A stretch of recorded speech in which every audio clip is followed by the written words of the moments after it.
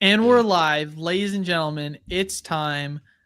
This is going to be one of the biggest live streams we've ever have. Alex has officially called out Rev for a boxing match. You heard it here first, ladies and gentlemen. Hopefully you're ready. No, I'm just kidding. Seriously, guys, we're going to talk about scalpers. And yes, we see the comments. We'll discuss all things about Alex's short video. But before we jump into it, as always, make sure you leave a like, comment down below, subscribe.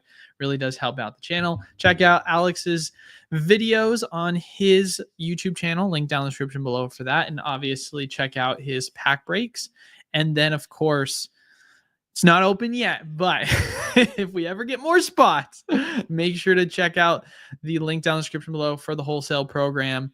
Discord is obviously a place where if you have any questions about it, feel free to give me a ping there and be a part of the awesome community. But Alex, people are holding on to those spots with like freaking vice grips, man. They're not letting them go.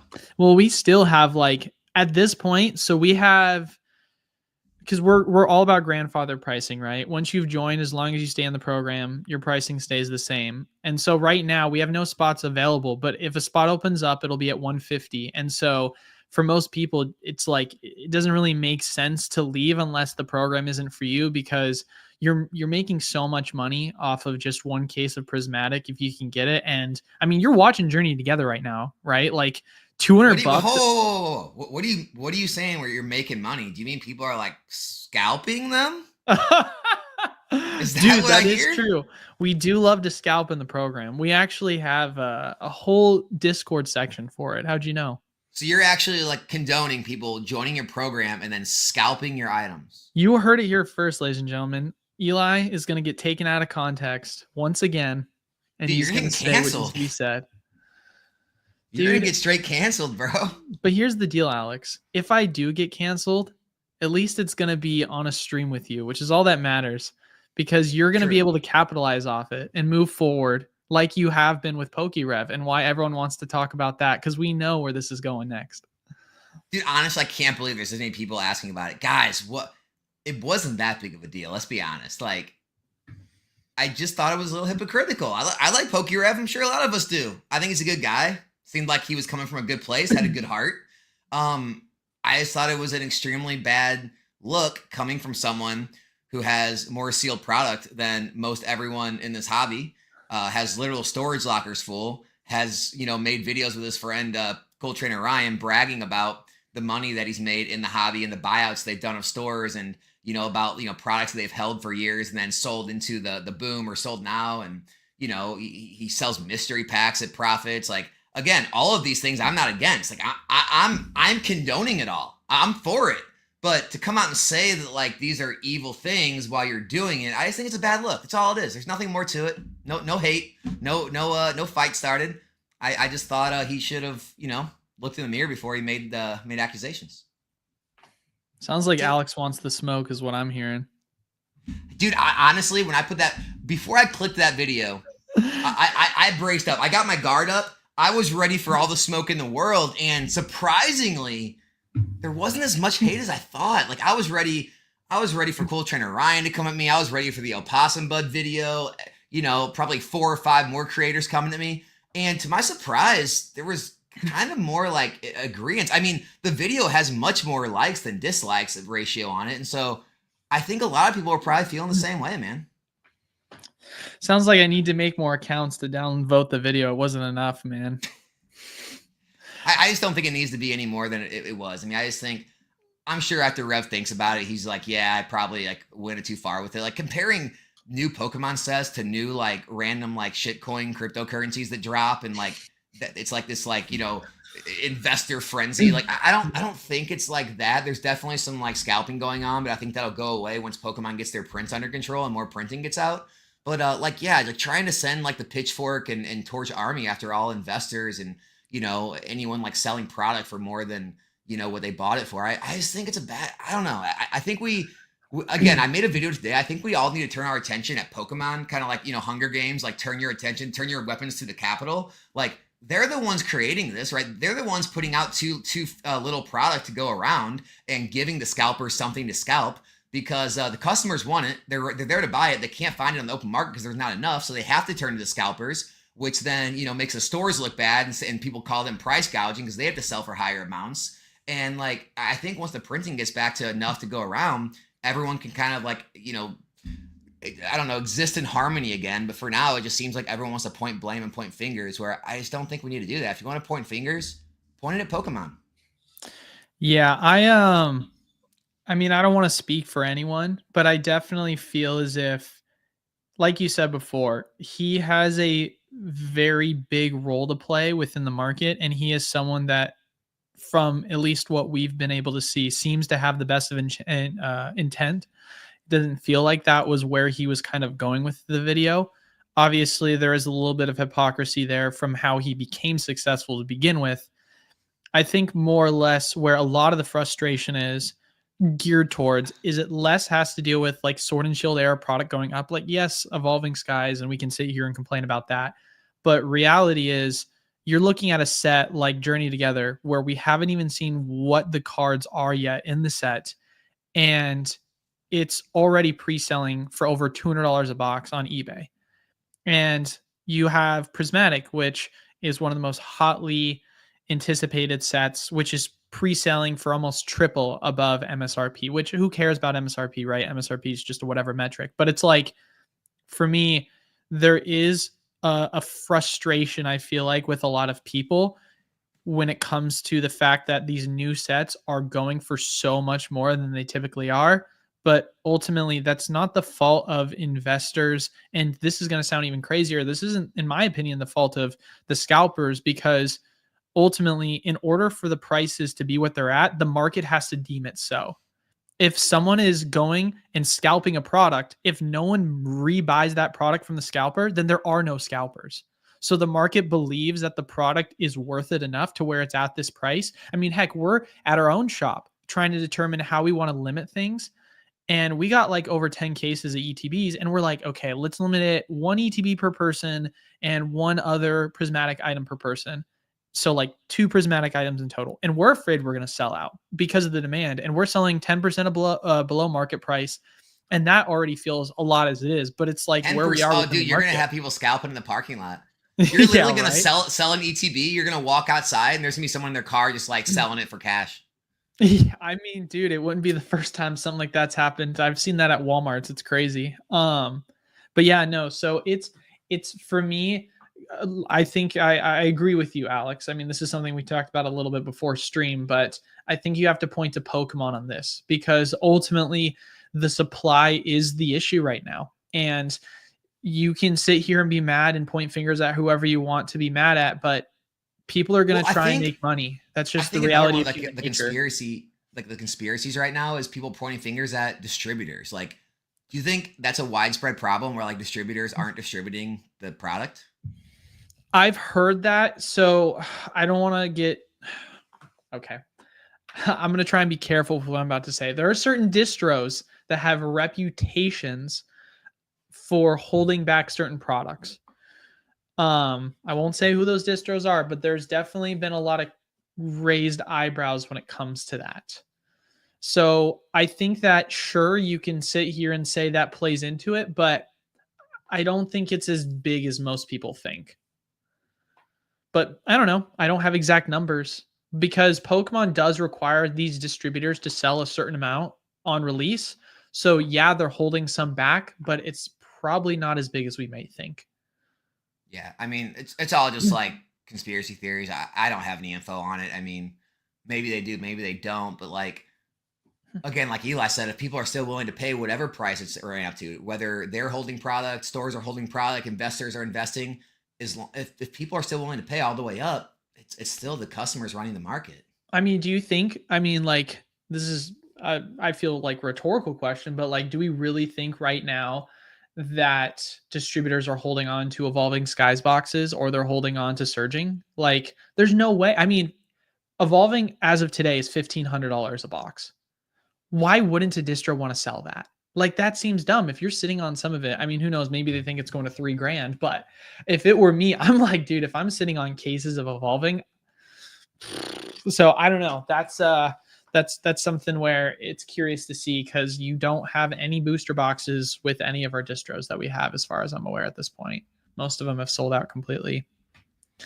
So yeah, it comes down to supply issues at this point. And in my mind, it's inevitable. I mean, we're going to get some form of a reprint. It's just a matter of how soon, because I don't think that the size, in my opinion, is really in question. It's really what's going to get the reprints and then how long we're going to have to wait. Because although COVID's a little bit of a different situation, from battle styles to chilling rain all the way until evolving, we had to wait about 5 to 6 months before we got any real reprints after we were out of product on distribution.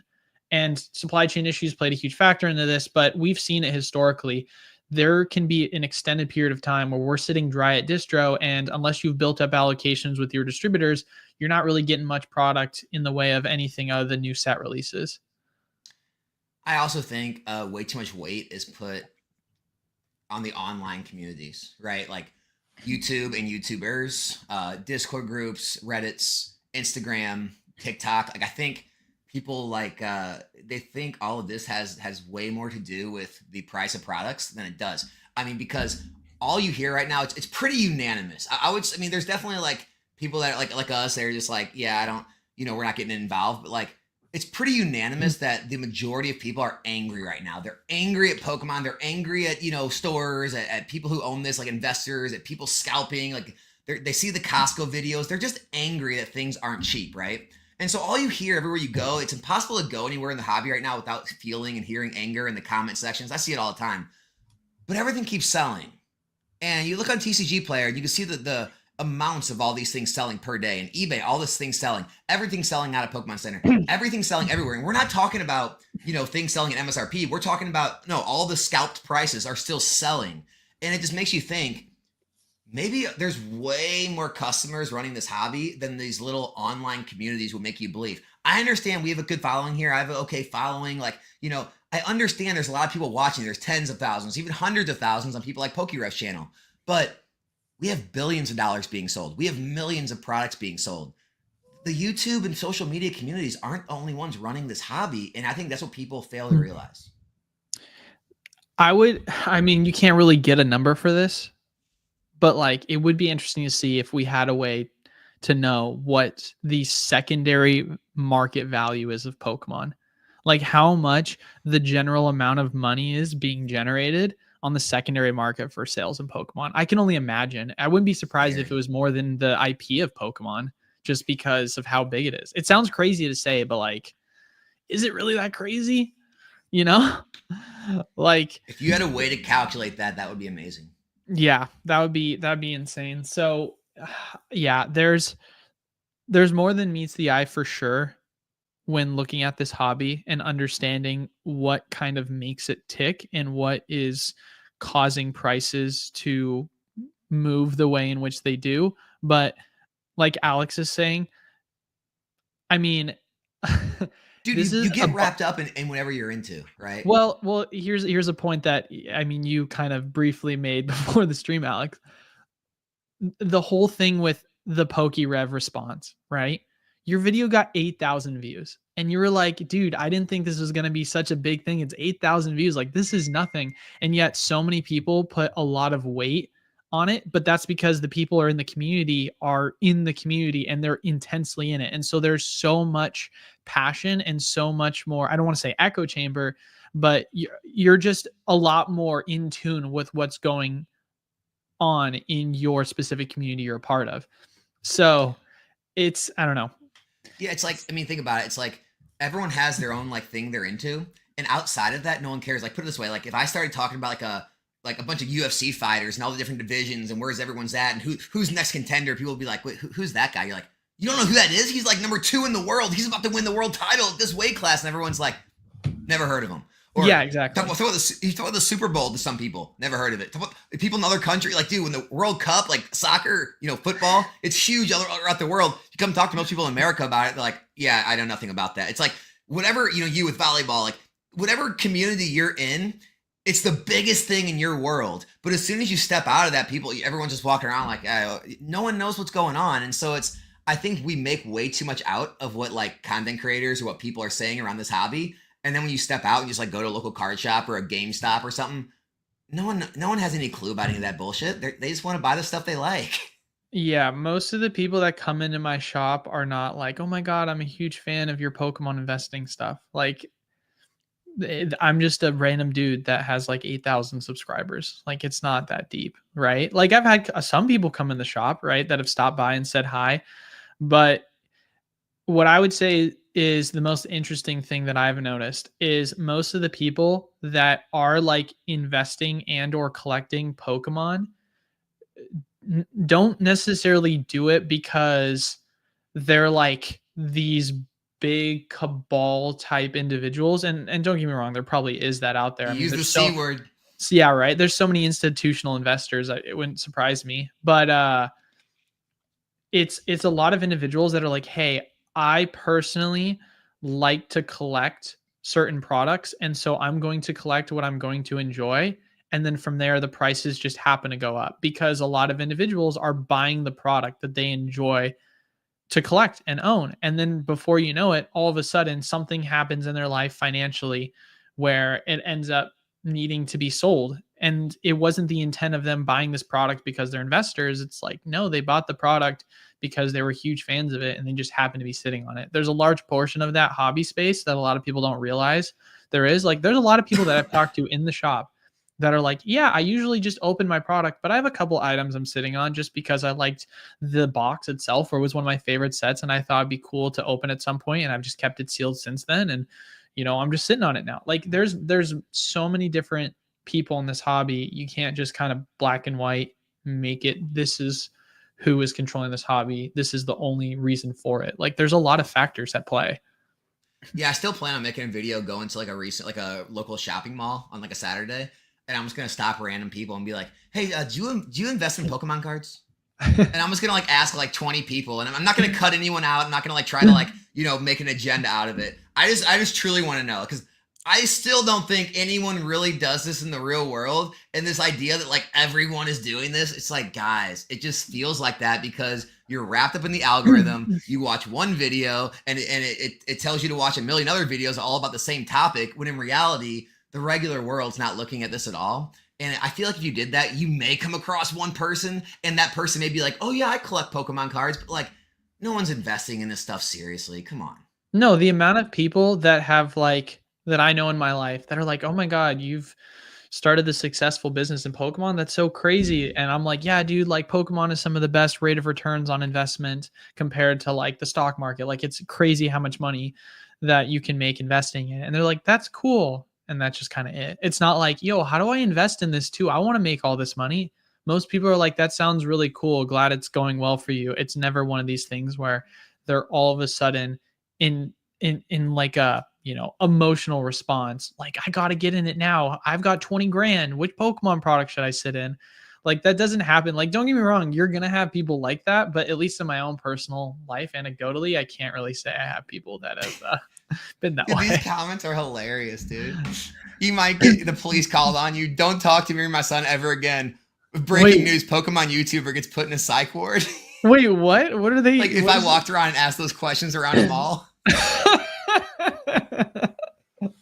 It's so funny. People think you're like a complete nut. That's funny. What did you just say to me? Did you just ask me if I invest in Pokemon? This is so a Yu-Gi-Oh family. Thank you very much. Not in this household. But I mean, how have you guys had any crazy like customers come in like upset at your prices in store yet? Never. The only time we had people upset was when we first started. There was one time, it's upsetting because I wish I was there for it to like handle it. But my wife was telling me that there was one time someone came in and it was for MH3. Sorry, Modern Horizons 3. It's a Magic set. And we had like just got our allocations for it. And the set just came out. And so we were selling it for market price. And the guy came into the shop and he was like, "How much are you selling it for?" And we're like, "Yeah, we're selling it for market." And he was like, "I think that's not a good price. I bought it like 2 months ago. I'm pre-order for like $100 cheaper." And my wife's like, "Yeah, but like that was pre-order before prices went up on it and the cards were revealed for the set. This is what the market price is now." And he's like, Yeah, I disagree with that. I don't think it should be worth that much. And my wife was like, "I'm sorry, I don't know what to do here." Other than that, there's been like maybe one other instance that, funny enough, happened the same week, and this was like the first month of us opening. Other than that, never, ever. I mean, don't get me wrong, like it'd be nice if we were able to offer product for cheaper. I always want to make it as affordable as possible for people. But like for us, our business model is pretty simple. It's very much hey, what's market price? Cool. We're going to charge 10% above market to cover overhead cost expenses. And if there's certain items that we deem are overinflated, then obviously we will sell them at market or below market, just because we want, like I said with Prismatic, right? We're going to sell Prismatic 10% below market because we want to make sure that people have an opportunity to come in, buy the product for cheaper than what market is, but also not sell it too cheap to where we're going to get scalped. Because as scary as it is, that's something you have to consider as a storefront now is, hey, as a business, you don't want to have to limit product because you're a business, you have to make money, but also it's things you want to make sure that you're creating a community of individuals that are going to come back to your shop. They're going to really enjoy what you're putting out and their product available for them to buy, not some guy that was the first in line in the shop and then just bought you out completely. And then all of a sudden, sure, you made those sales, but you missed out on 100 different interactions that could have been 100 different recurring clients that came for a different reason, right? And so trying to make sure that we're protecting our customers and warding off scalpers, it's a fine line to kind of try and balance out. Yeah, it's a lose-lose situation. You're not going to make everyone happy. Like as long as some people are unhappy, some people are happy. You're doing something right. If everyone's unhappy, it's probably too much. If everyone's happy, it's probably too little. Yeah, and I mean with singles too, singles were market price. We actually did exactly what you had said your store did, which was market price but lowest listed with a verified selling star. And we think that's really good. It's super competitive because we're able to, of course, give you real time prices on your singles. So makes it Here easy for people. I do want to reply to someone in the chat because I'm not even gonna say the name. The guy's so ridiculous. I don't even want to give him exposure. Do you want me to ban them? No, not people in the chat. Just this YouTuber out there. Oh, I was like, wow. He puts out ridiculous videos, ridiculous information. Guys, me and Eli both talked beforehand. All of Eli's distributors, my distributor, there is no confirmed reprint on temporal forces. Anyone saying crap like that, they're creating rumors for the sake of creating rumors. Yes, there are surging spars coming. They still don't know what is coming or how much. Like anyone putting out stuff, guys, it reminds me of the old Evolving Skies reprint rumors. Like, people said Evolving Skies was getting reprinted umpteen times. It never came. Like any of those channels saying those kind of things, guys, they're doing it for clicks and views and drama. Just there's no reprints coming. I'm not saying they're not going to come. There's nothing announced though. Yeah. Here's what I know is obviously we've gotten confirmation from some distros about surging at this point, but past that, literally nothing. And if there's one thing I've learned through having distribution is a lot of times what'll end up happening is you'll hear through the grapevine like, oh, is this product happening? Like, is it going to get reprinted? And my distros will be like, I don't know anything about that. And then literally a week later, or like the same day the product becomes available, they're like, we have an insane amount of this product. Would you like to purchase it? And I'm like, wait, where did this come from? Why didn't it get a heads up notice? And they'll be like, well, we didn't get a heads up notice. We just heard from the Pokemon company that they're just going to dump us with product. Like, sure, there are formal reprints that will happen where you put in your pre-order numbers. And they did that with 151 and Crown Zenith in 2023. But there's a lot of times in which Pokemon will just dump product just onto the market without any formal sort of announcement of it. And it will just happen. So you can't like put too much stock into really the timing of a lot of this because it is truly unpredictable. Like, sure, you can sometimes get a little bit of a heads up like we did with Lost Origin and Silver Tempest, but it's not as, black and white when it comes to, hey, we'll know reprint happens because this kind of unfolds in this manner. Like it could be multiple different ways it's approached or announced. Yeah, I just wanted to address that because I feel like so much in this hobby, there's so many rumors that get started, and if you don't like nip it like quickly, it just keeps getting perpetuated, and like everyone starts talking about it. Then it'll like start affecting markets because everyone believes this rumor that has no basis. And like, so guys, just make sure you're getting information from like actual legitimate sources that have legitimate like confirmations from distributors or Pokemon because and also like this goes without saying too, but Pokemon US is not the same as Pokemon UK or Europe or Australia, or everyone's got different distributors and different product releases. So if you see something that happens in a foreign market, like, oh, Australia got this or UK got this, it doesn't matter. Like they're not, just because one market got something doesn't mean the other market is going to get it, and vice versa. And so don't read into things too much, and try to like predict what might happen because of like a rumor or what another market did. Just stay tuned. Us, there's other people, Danny Phantom releases stuff, like people with actual information and actual, confirmed answers. They'll release the information when it comes. But like, I mean, if you want to try and like speculate on certain things, go for it. But like, don't take it as fact. Yeah, the only thing right now with Pokemon, at least Scarlet Violet historically we know of, that we've had reprints for is 151. We had a huge second wave that came out with that shortly after the first initial release. And then with Scarlet and Violet base, that was tied to the Silver Tempest Lost Origin reprint, where if you wanted to get access to a lot of it, a lot of distros were dumping Scarlet and Violet product with it as like a portion of a bundle. So that's it so far. And there's a lot of questions that are going to obviously be asked or are being asked with, hey, reprints, they're going to happen at some point because Pokemon wants to make money. They're going to have to sell things. When that does eventually happen, what's going to get reprinted? I think that we don't have a ball here, but hey, you're cutting up.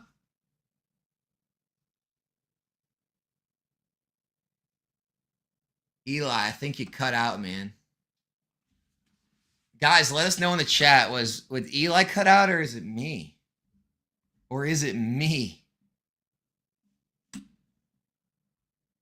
I could be talking into the void right now. Cabal got him. Alex got to run this. Uh-oh, Eli's gone. Alex is running it. I will respond to Cool Cards. Cool Cards, there's nothing confirmed. I literally was on the phone with my distributor, my sales rep, this morning, and no temporal is confirmed of a restock or a reprint. That's how we're gonna leave it, man. Everything else is a rumor. What did I say before I cut out and lost internet? You said something like that. Oh, my bad. That's a good place. So anyway, as I was saying before, yeah, no, where was I before that? What was the last thing I actually said? That's a good question, man. Something about the Cabal. Oh man, that far back, huh? I really don't know what you were talking. I forget now. That sounds like you. You just usually zone out when I'm talking, and then you're like, no, it's just like everything happened, and the chat started going crazy. I didn't know if I was cutting out or you were. Yeah, no, it's me. Come on, we should know this by now. Me and my McDonald's internet that I'm running off of a server. No, what was I gonna say? I'll just kind of go back a little bit. Oh, free membership to distro. Last thing I basically said was only thing that's been reprinted from Scarlet and Violet has been the base boosters and the 151. And then from there, we know that big reprints are going to happen because Pokemon obviously likes to make money. That's just inevitable. There's no product right now, so we're going to need product. It's just a matter of like, don't have crystal ball here, but like, what are they going to reprint? I would say that what I think pretty confidently is going to be temporal forward. I think once you talk about Paradox and previous, or where it starts to get like up in the air, I think it's totally possible that like Paradox or, Obsidian or Paldea could get reprinted, but it's not one of these ones where I'm like, oh my gosh, if it doesn't get reprinted, I totally was like not seeing this coming. Like, no, I could totally see it coming where these items don't get reprinted, especially as well because it wasn't massive, but we did get a restock of Obsidian and Paldea boxes. It didn't really do much to the market, but it could be enough to where Pokemon's like, we're just going to move forward here with temporal onwards and not really worry about these other things. So you don't really know here, but just don't be surprised. And that's why we always talk about it when we talk about investment, guys. Don't get too hung up on it because you never really know if Pokemon truly is ever going to rule something out as not getting another print like we saw with Evolving. All right, let's talk about something else, dude. We can't talk. I can't talk any more reprints. It's so stupid. It's literally the most brain dead conversation. Like, I feel like if people spent as much time worrying about all these stupid things like reprints and restocks and oh, look at the stock level of this site and that site, and it's like, dude, if you just like put that much time and effort into anything else in life, you'd probably make more money than the money you're gonna save by possibly catching a little bit of a deal on a Pokemon box. Like, oh my gosh, just buy the stuff at a reasonable price, hold it for a certain amount of time, you're gonna be all right. Yeah. There's my rant. There you go, baby. Simple as that. So then what's your advice for people that are wanting Journey together then? Be more okay with missing out than you are okay with losing money. So are you basically saying that right now, if I'm correct, you can get it for like $200 most places? Do you have a price point or are you just passing on it? Well, I mean, I'm in your program, so I'll just take whatever Eli. Oh, don't I'll do take that. whatever That's Eli graces upon us and gives us. That's such a cop-out answer. I'll see what my own distributor gives me, and oh then my gosh. this is my honest answer. This is my honest answer. But for people that don't have access to distributors or distribution program. I'm getting there. So I am going to take literally whatever I can get from you and my distributor, and that'll be my investment. That's it. If you're not in one of those programs like that, and you can find it at MSRP or less, or you were able to get a pre-order, I think that's a good place, like to have a good like starting point. If it does go down below that, you can buy more in dollar cost average in. I wouldn't expect it to go like to $100, $110, but anything I would say 120, 130 to 150, 160 is probably not a bad price to be averaging in and getting some positions. But I'm not going to be investing in any more of it. I'm not going to be getting, these 10 case, initial investments that I was in the early Scarlet Violet because I'm just not going to pay those prices. So I'm going to take whatever I can get initially. That'll be my investment for now. Everything else for my streams, I'm going to buy at the open market price. If that's $200, then I'll buy at $200. I'll sell it for that price on stream. And that's how I'm going to handle it. If we get a reprint restock, I'll buy more and put it on the shelf. But I'm more okay with missing out than I am losing money. And I don't want to buy in at $200 or more a box and then have, multiple reprints, restocks come, and then it goes sit at 120, 130 a box for a year and a half, 2 years. Like I don't want to do that. So I'd rather just wait it out and take what I get. Dude, I'm looking right now on recently sold. It's selling for like $230 a box right now. Some of them are selling for $250 with a Pokemon Center promo. I don't know what that is. You probably got some promo card if you pre-ordered it in time. But I'm seeing anywhere between $210 to $230 on eBay without the promo sold, just straight up the booster box, which is like it's mind-boggling. Here's the thing, like people, it's not as bad as the Vivid Voltage Battle Styles thing. Like those were kind of at the tail end of the Vivid run. Was weird though, because Vivid out the gate, when Vivid first came out, it was selling for like 80 a box on eBay. Like I remember PF Football Pete was like flash selling it for super duper cheap. And how it had happened was during COVID, they waived product. So you would get your allocations for wave 1, wave 2, and then wave 3, depending upon which set it was. And so Vivid was a 2-wave set. Wave 1, you were able to buy it for like $80 a box on the resale market or on the secondary market. But then once that sold out, by the time it got to wave 2, it ran up all the way to $240. Like it was not something that out the gate before we knew it was in the set or before it was available, it was pre-selling for that much. It was available on the market for a long period of time at wholesale price. So it's like, yeah, this is way more extreme. And we're not running into supply chain issues either. Well, we always talk about the risk reward ratio. It's just like, guys, what is your risk reward at $230 a box? Like Surging Sparks is the only box in modern times that has ran to over $250 a box since since Roaring Skies? Did anything do it in Sun and Moon? I don't think so. Like nothing ran up in the first year to this high. Like, so the chances of you actually making money, like it's so low right now. Like you have a more chance of it being less in a year's time than you do of it being like much more. Maybe it's more, maybe it's 250, 260, but like, what's your plan here? You think it's going to run to like 400 or 500? Like there's just plenty better places to put your money than a $230 booster box that hasn't been released yet, that has a 2 to 3 year reprint window. That's crazy. Crazy. I'd rather buy Paldea Evolve at 200. Yeah, I think it's way too speculative. It's a set I'm passing on. I wouldn't be surprised if there was more supply. That's just where I am kind of, if I'm in the position where I can't get more of it, like at an affordable price. So as much as people might hate this answer, although there is some opportunities in the space with product being so scarce, for me, I don't think it's a bad thing to just sit on the sidelines. Because ultimately, when that reprint does happen, it could be a big opportunity. And if you're saving your money,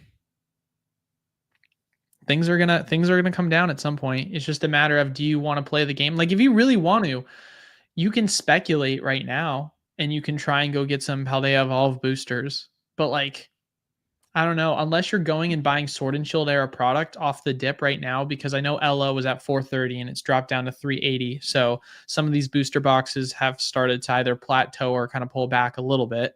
If you're really wanting to put your money in something now, you can go do it on the items that you feel comfortable not getting reprinted. But if we're talking purely Scarlet and Violet product, like I'd much rather wait. Yeah, I am, guys. I am joining the hashtag I'm gonna wait crowd. And I know. I made plenty videos. This is why you have to remain fluid. I made plenty videos bashing the I'm gonna wait crowd because in early Scarlet Violet, it was stupid. Like, if you can get boxes at $80 to $90, what in the hell are you waiting for? 151 UPCs at Costco? What in the hell are you waiting for? $230 booster boxes, 150 plus ETBs? I'm okay joining the I'm gonna wait crowd on that. It's just like when market conditions and prices change, you got to change your way of thinking and your way of operating. It makes a lot less sense to buy now than it did a year and a half ago. Yeah. Yeah. And here, guys, I see you guys want surging too. Like, surging sparks. Look, there's a world where it does get knocked down quite a bit. But you have to understand, there is the same amount of chance. It's 50-50 right now. There is the same amount of chance that Surging Sparks gets a small reprint and every store gets allocated a couple cases and the price barely is affected. It goes maybe stagnant or down 5 or 10% for a short period of time and then rockets back to higher than it was before. Like, that is as likely as it dropping down to like 180, 160 a box. I'm just going to throw it out there because the way we've seen these prints right now, the odds are we may not get a lot of this stuff. Yeah, it's one of these things where right now, and here's how I think you have to look at it from, how do I want to say this? As a store front, I feel like the ones that I've talked to the most, the other stores that are the most successful, is they look at Pokemon and market cycles and they realize a lot of times they're not going to make a ton of money on new set releases because ultimately you're just not going to see, typically speaking, crazy high prices out the gate like you usually would. So a lot of times what stores will do is they will take product, they will purchase it, they will sell what they can, and then once they've recouped what they need to survive, they'll sit on it, whatever they have left, and then from there, they'll eventually sell it when it's big enough margin. Do that over the span of 2-3 years, all of a sudden, you're now consistently sitting on more product that you're going to make better margins on. And a large portion of your supply is made up of older product that is a year or two old, where you're making the margins you want to make as a store. Same concept applies for a lot of, successful online resellers or investors. The people that I feel like are getting caught right now with their pants down are the ones that basically have just been churning as much as possible and then didn't set anything off to the side because they were just wanting to consistently just sell. And that's not obviously a bad thing to do, but realistically, like, Pokemon's market cycles are ton of product. Then at some point, when you start to see things thin up, then there's no product until reprint comes. And then that cycle continues. And if you're not prepared for when that dries up, then obviously you're going to get crushed. And I know that Cardinal Games literally just made a video, shout out to Mason, on how there's been, a completely different shift in how this feels different in the market. And I saw a lot of people in his comment section were saying, I'm a storefront. I bought from an investor to get my supply. Right. And Mason said he was buying from Facebook. Yeah. So like not to say that it's necessarily bad practice, but like ultimately, at least in my current situation right now, there's been a lot of product that I've been proactively sitting on because in my mind, hey, if something like this were to happen like it did during COVID, I don't want to be left without any product because I learned that really quickly that Pokemon can go for an extended period of time without product supply available. And so you might not be a Pokemon investor, but sitting on product or buying more products than what's necessary for the purpose of hopefully being able to sell it down the line if product does start to thin out, it's not exactly the worst take. Obviously, do it within reason. Make sure you're able to financially afford it. But I'm also talking from a business perspective here. All right, I'll kind of like, I not really disagree, but it's just like, here, guys, if you're investing in this stuff, you need to work with a calculator and not your emotions, right? Because, okay, Surging Sparks is like $2.45 a box right now. If you take out eBay or TCG player fees of 13.25% and then maybe like $8 to ship it, you're left with like just over $200. So their reprint is going to have to knock it down to at least under $200 for it to make sense for you to go buy it again and actually come out ahead. And so let's say it drops to 180, right? You made $20, $25 a box, right? How many boxes do you sell? Okay, why not go out and like actually do other things in this hobby that are going to make you better margins? Eli's got a bulk business he runs. You can buy and sell, collections. You can grade cards. There's so many different things you can do for better margins than trying to like do these weird timing plays in the market. Because then here's what happens usually, right? People will like sell out. It won't be the top, right? It'll run up to like 260 or 70, whatever. It usually isn't the top when people sell. And then they eat the fees and shipping. And then when the reprint comes, it'll drop.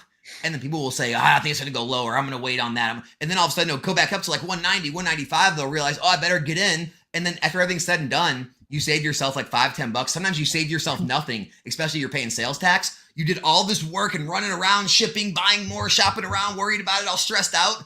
And you end up with almost the same place you were in the beginning. So it's just like, I think most of the times the best thing to do is just sit and do nothing. There are times when you can do well in the whole like, buy and flip and stuff. But like, decide what you're doing. Are you here to like try to flip to make a profit? Are you here to invest? Because if you're trying to invest and your plan is to make sure you have some surging sparks and you're going to try and buy back, dude, it's got to drop to at least like 180, 190 to really be worth it to dump it right now and buy it back. If it doesn't drop to at least 180, 190, you're doing yourself a disservice. You're running around doing all this work for literally zero return. So that's all I would say is make sure it's worth your time and hassle. Yeah, my business model, like Alex partially said, it's pretty simple. It's I take product, I sell product, and then with the money that I make, I then set some of it off to the side because I can afford to do so. And then I invest it once I feel like I've already accumulated enough of a certain product into other avenues that are going to make me money. Because at the end of the day, I'm not going to over leverage myself and just sit on 50 cases of booster boxes forever if I can't afford to do it, because I feel like, okay, yeah, I could make more margin, but how much money could I be making if I'm instead investing that in other things right now that I can make a quick return on, right? And so I have a certain amount of booster boxes or a certain amount of product I'm accumulating consistently, whether it be every new set release or restock happens. And then once I feel comfortable with my position there, where I have a really healthy amount of backstock inventory for my shop, I then will take my money and I'll invest it into things like my bulk business, right? With Commander decks. I mean, right now, I'm sitting on a large amount of Pokemon product that we're able to sell in the shop. And so hypothetically speaking, if the shop went dry for the next 6 months and we got no new restocks, we would be fine. I mean, 6 months is not a long time, but it's enough to last us, right? Whereas with Magic, obviously all of that revenue is just being dumped back into the reprints with, Ixalan, and we're going to have a Bloomburrow reprint here soon. And, there's obviously other product available for us to sell and shop with that. So not saying that this is necessarily applicable to most people, but like specifically with Magic, but like Alex was saying, there's other avenues that you can start to look in past sealed product investing that you can start to reallocate your money within the space. Because like Alex said, like you can make money off of grading, you can make money off of singles, you can make money off of other things. Well, and to be fair, you can make money off sealed product too. It's just if you're trying to like invest also, I mean, you already made a great gain on surging, but then you're gonna like turn back around and buy it back at basically no return. Yeah. Like that doesn't make sense. Like if you're gonna be a flipper and like or run a business, do it. Run the business, make your profit, move to the next thing. Like, but like this whole idea of like I'm gonna try to like time my investments. It's almost like, okay, I'm gonna invest in Apple stock, but if it runs up, I'm gonna sell it. I'm gonna try to buy it back on a dip, and then I'm gonna sell it again. It's just like, dude, no, you put the money in there, invest more every month, like a mutual fund or index fund, if you believe in that stock or that fund or that, you know, company, and leave it and let it grow over time. Like this whole like day trading mentality of investing it's not how this whole thing works. There's something that I want to say in response, but before we do that, we just want to remind everyone we're going into the Q&A portion of the video. If you have a question, make sure in full caps to say question and then follow it up with your question that you have for us. It makes it a lot easier for us to go through the chat and see questions you guys have. And then as always, make sure to leave a like, comment down below, subscribe, really helps the channel. Check out Alex's link down in the description below to check out his next live stream that he's going to be doing for pack breaks and or his other content. And we have 500 people in here, so thank you all for showing up on a Tuesday to watch it.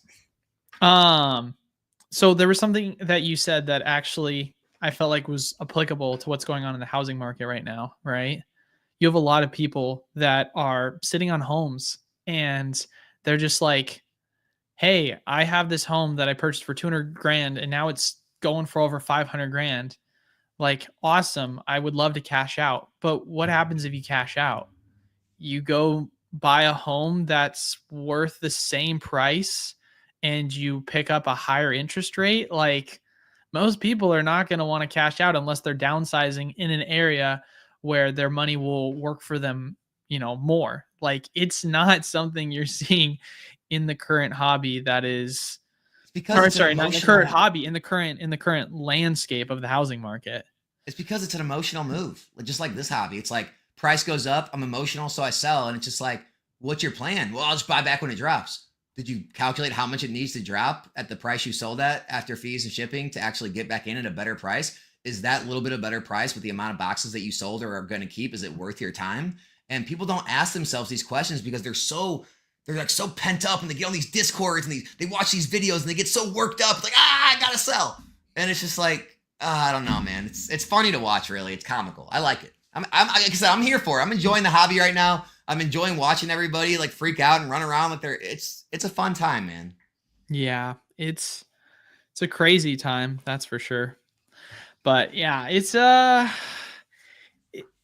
right now I definitely am someone that's like wanting to diversify more because, you know, just with the way I am in my current life and within the business, it just seems wise to do so. I mean, I've gone so heavy for so long. It's just tough because. You mean you don't want your entire net worth in cardboard? Maybe.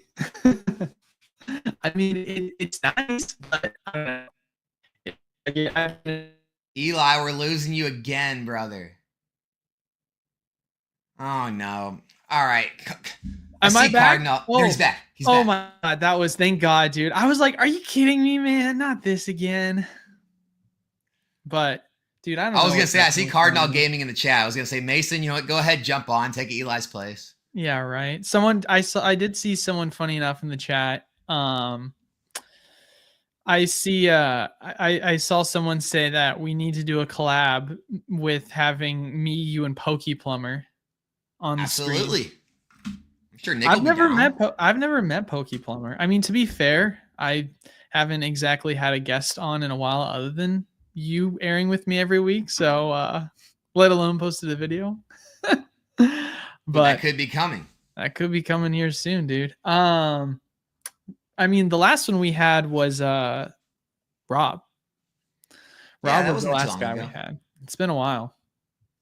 Dude, I am wired. It is a weird Ethernet. I'm on a wired internet stream right now. So I don't know what's going on, but I was having a lot of trouble. I finally got rid of Spectrum and I went with AT&T fiber, and it's been pretty good since. Dude, it's interesting. Have you heard about Google Fiber, I think is what it's called? Have you heard of that? No.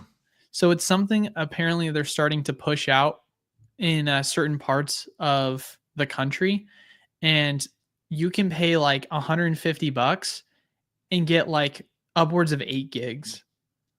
Like crazy, crazy, crazy stuff like that. One of my buddies was telling me about it. I was like, what? Anyway, one of the areas that it's available in is Chandler, which is the town that's literally like bordering my town, which is so annoying because I'm like, dude, I live 5 minutes from Chandler and I don't get access to this stuff. But my wife and I were hoping to obviously get a home. So I'm like, might be something worth considering here because that's Dude, it crazy. is, man.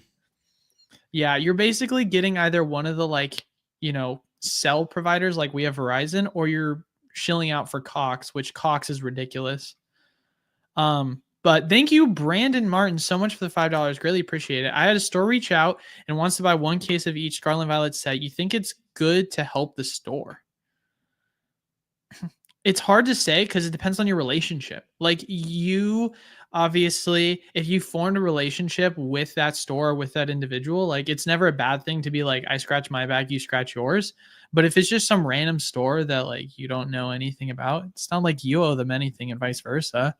But it's always good to create relationships, is what I've learned. If you want to obviously create relationships off of helping someone out, first and foremost, make sure that it's going to be a healthy relationship with an individual that's worth doing business with in the future. But second off, obviously also decide if that's something that you're, doing because you want to make money or because it's deeper than that.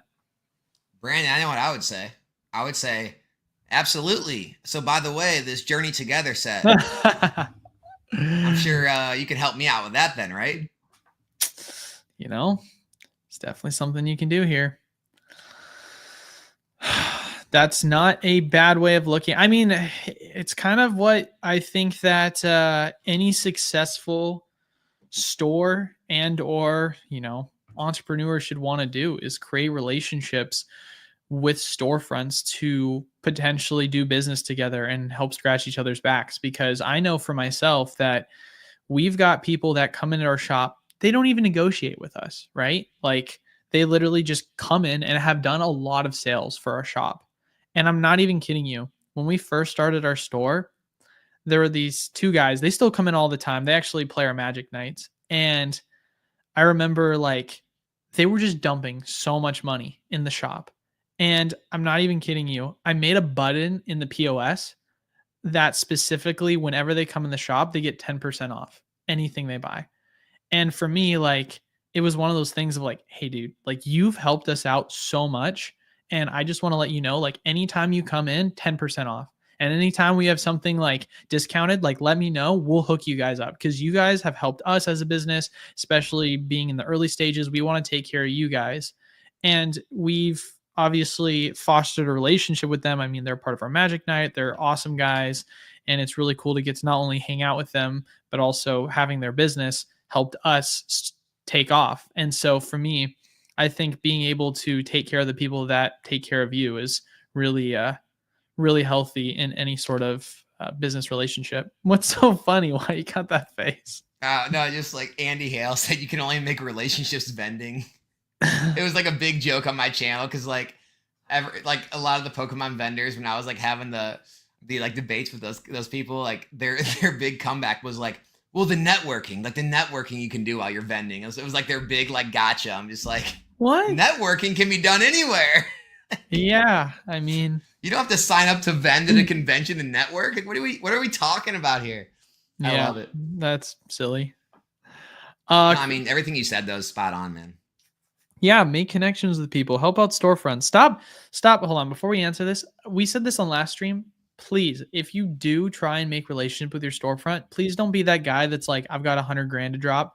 I'll buy all of your 151 Crown Zenith. Like, dude, like if you're going to help out a storefront, help them move stuff they can't already move and then build relationships off of that, right? Because if you can come to a store and you can hook them up and either give them supply at a good price or you can buy product that they can't move, yeah, they could throw you a bone here for new sets where, hey, I would usually limit this, but I can give you a case or 2 cases of this product and I'll give you a good deal from what I would usually sell it for because you've helped me out so much.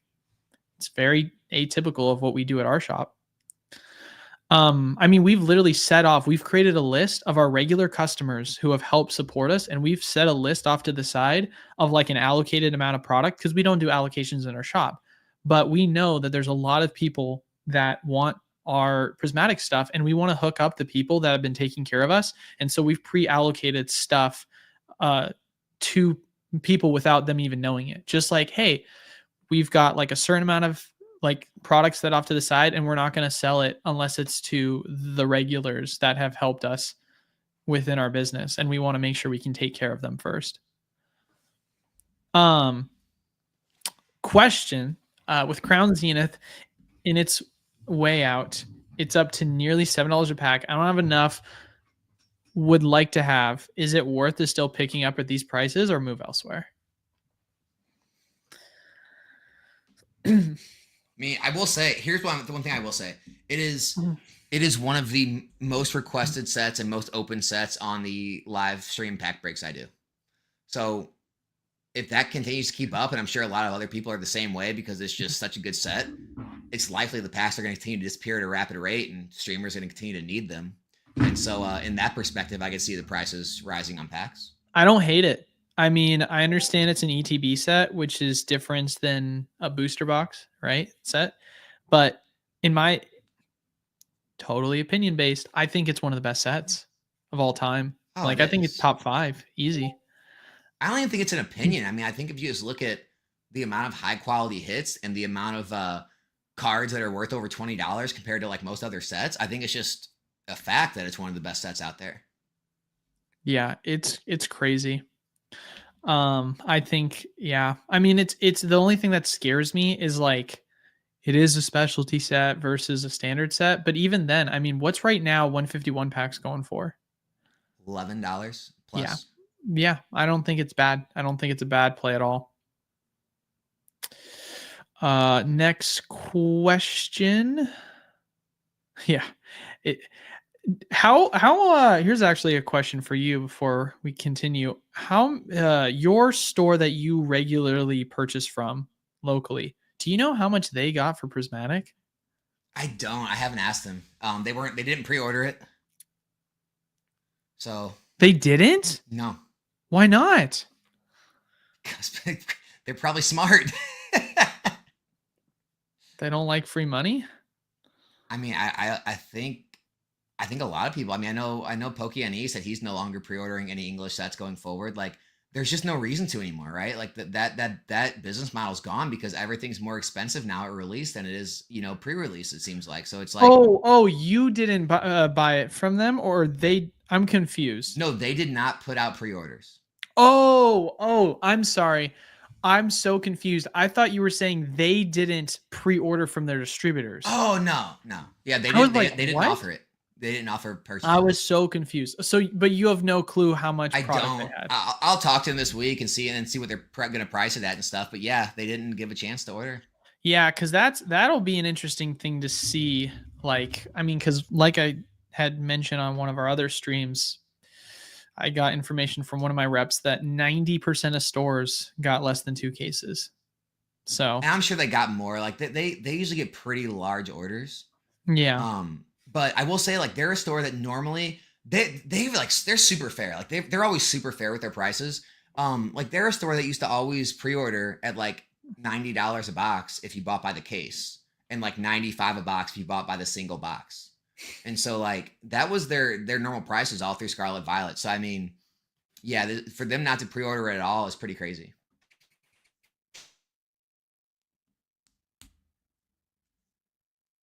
Did we lose him? Eli? You know what? What a great way to freeze though. Oh, that was good. I'm here. Maybe. Just kidding. Maybe. You froze it with like the perfect like grin on your face, man. It was perfect. Dude, I was like, you started to sound like a robot on my side. I was like, God, not again. You were saying that they usually place large orders, $90 a box for new sets if you bought a case. Yeah.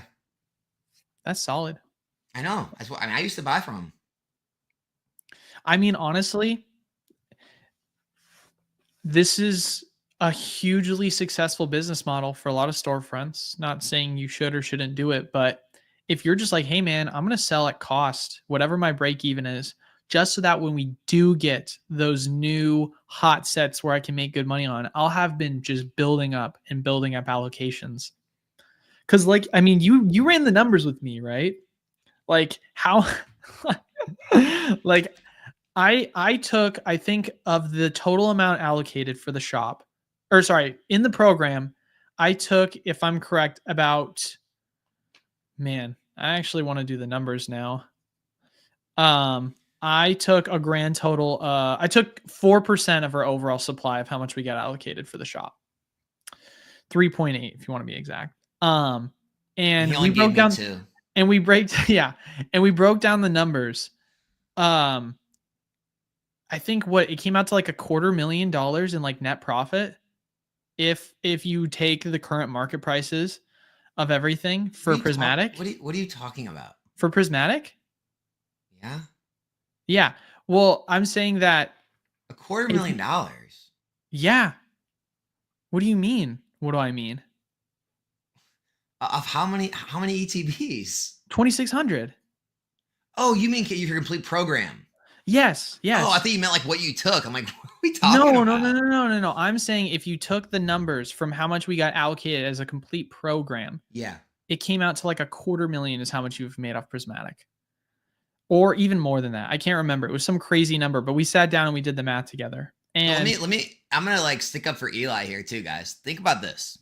If Eli really wanted to be a scumbag, if Eli really wanted to really do everyone dirty, he could have just closed down his distribution program when Surging Sparks came out. That'd be awful. He could have sold Surging Sparks everything himself. He could sell all of Prismatic Evolutions products himself. Take all Journey together. Eli could literally make millions and millions of dollars this year.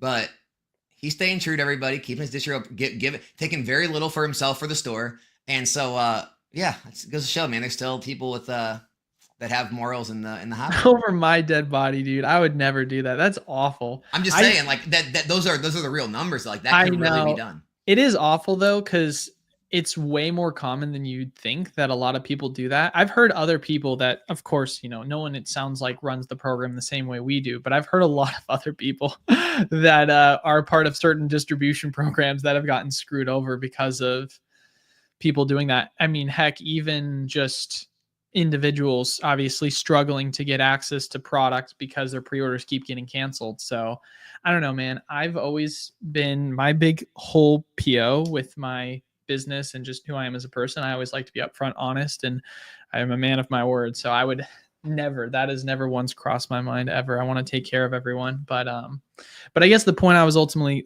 leading to with this is if you just did the math and like you were doing a large amount in just constant sales for new set releases and you were just making no money, right? You were just not making any money because you were selling everything as much as you could at break even prices. $250,000 off of one set release makes it all the worth it, right? Like that's, and that's a lot of, I mean, that's literally Safari Zone's business model, right? Safari Zone is we're going to sell as cheap as we can. We use it as 0% like interest-free loans.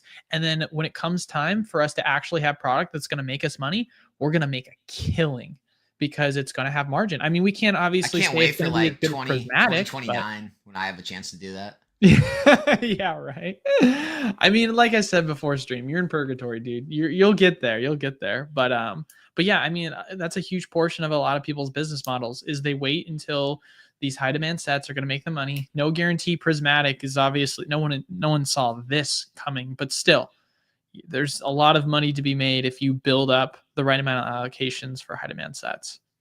But this one's a question from me. Cyber Gameway asked, Eli, do you have bulk sorting robots? I have 3. I have the Fizzbatch, I have Roka, and then I have a Roka Max. So use them. What's a Roka Max? Roka Max is, first and foremost, I'll just kind of say this. If you have to choose between the regular Roka and the Roka Max, please go the Roka Max. Way better. And the reason why is because with the Roka Max, the regular Roka sorts 1,000 per every 2 hours, and the Roka Max sorts 3,000 per every 11 hours is what we've learned on average. Now, you might say to yourself, it's a faster sort time with the regular Roka, but with the Roka Max, you can literally start a load earlier in the day. It runs all day, and then you can run another load that'll be ready for you in the morning. So the ability to not only have the option to run only 2 loads, which you're going to be able to save so much time on because you're not having to every 2 hours stop, sort it into the box. It's now twice, once in the morning and then once before you close. You just literally unload the Roka, and from there you're able to save so much downtime. But then on top of that too, you're also as well doing sorts of 3,000 instead of sorts of 1,000, which is also going to save you so much time, because if you run a huge lot of like cards that are all alphabetized by A, if you're sorting in 50 of one card versus sorting in 150 in one card, it's going to triple your efficiency. So sure, there's more downtime for the machine because it's 11 hours and, for 3,000 versus 2 hours for 1,000, but you can run it overnight. You can't do that unless you're hiring someone to be there at your shop or at wherever you are, to keep the loads running through the night. So if you have employees that are working an 8-hour shift, they can usually get about 5 loads done. But if you've got a Roka that runs on its own shift, you can get 6,000 cards, which is equivalent of 6 loads that the regular Roka would do. So you can typically get more loads done, even though it takes longer because running it overnight. So, and then the fizz batch, we use the fizz batch for sifting. Sifting is really important for us because we want to take out certain price points of cards, and then also as well to just help maximize the Roka. It's a lot easier for us to create pre-sifted loads of certain like piles of cards, because if I go in and I put like 1,000 cards in the Roka and it's A, B, C, D, and so on and so forth, I'm gonna have to go through 26 different letters of the alphabet. But if I can pre-sift it through and make piles of like all A cards, all B cards, all C cards, put it into the Roka, all of a sudden I'm only having to go through 2 or 3 different letters in the alphabet, when versus 26, it kind of brings a lot less intricacy with that, because as you're aware, just because you're going through one letter of the alphabet doesn't mean you're going to have 20 different cards in the A box, right? So that's one of the reasons why we have the fizz batch. So it's kind of like a 1-2 punch with fizz batch, pre-sorting, sifting into Roka. I mean, all that stuff is super interesting. Like if I had like it eventually had something set up where I had time in my hands, it'd definitely be something I would like explore into the whole bulk game. It is interesting.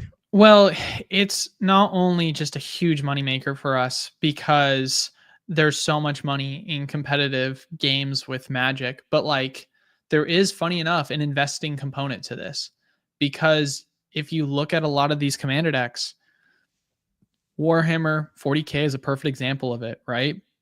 Wilds of Eldraine, other sets where you're just like a Baldur's Gate, where the margins on these items, they'll get a reprint, prices will correct. You sit on it for a year, all of a sudden, the singles value, 100% plus margins. Like stupid money. So like we've got an Ixalan reprint. I went and I bought 70 grand in Ixalan commander decks. Like I went so heavy in Ixalan commander decks.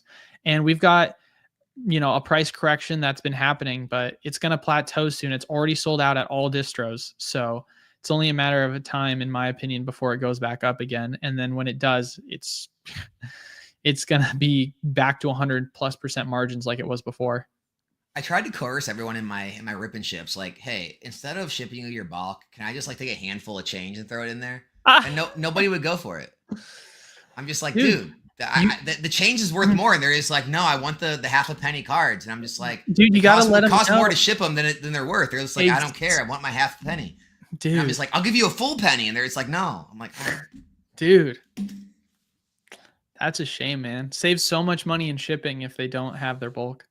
You know what you should do? I don't know if you've ever considered this. You should look at having, I don't know if this will be too complicated for you, having an option where you, no, not if even. You're saying that I'm going to be holding the inventory and have them ship when they're ready, hell no. No. That's what I was going to say. If that's what other streamers do, I think it's a terrible idea. No, have an option at checkout where someone can choose if they want to keep their bulk or not. Yeah, right now they just kind of put it in the notes section. But yeah, I'd probably need to get a website, like add-on or whatever to do that. I mean, Safari Zone runs, I haven't obviously watched their content, but I've heard from multiple people that they run like a live stream where they just do a bunch of breaks on Twitch. And from there, they're getting most of their bulk from just these live streams. Like they've got streamers that they're hiring to purposely sell packs to acquire bulk. Like that's a huge portion of their model. Sounds crazy, but it works. It is amazing. I get it. Question: this bull market has caused the entry price for booster boxes to rise. Does it still outperform tech stocks or the S&P by that much, especially if we keep buying new sets at MSRP? We don't know yet. I mean, this MSRP thing literally just started. Like, we're not going to know that until we have 3 to 5 years or so at least under our belt to see if it outperforms, right? Like, you can't know that in a few months. It's impossible.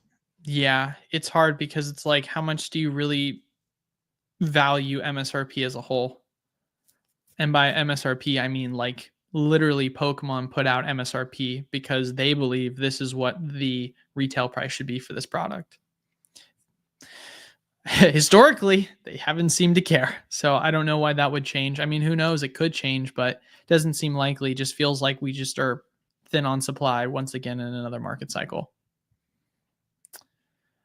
Question: 151 or wait for blooming waters to see if other product dips and buy them? Maybe the last time to pick this up before it goes up.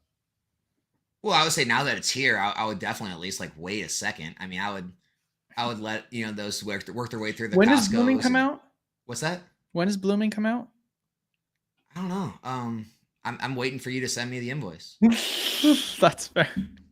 But I know they're already hitting Costco, so I would just wait for it to work out through Costco's, wait for the distros to get them and see what that does to the market. And then just like, once you kind of get a feeling that it's bottoming, it could be one of the last releases. It could be like February 7th. See in sky and sit around for a while. But yeah, I mean, I think it's probably a good time to buy after this release. It could be one of the last ones. It's not a bad idea. February 7th. Yeah, I would say it's a pretty good time to buy after it releases, like mid-February, late February, see how it all shakes out, and yeah, pick up some 151. Is Bloombro reprints just play boxes?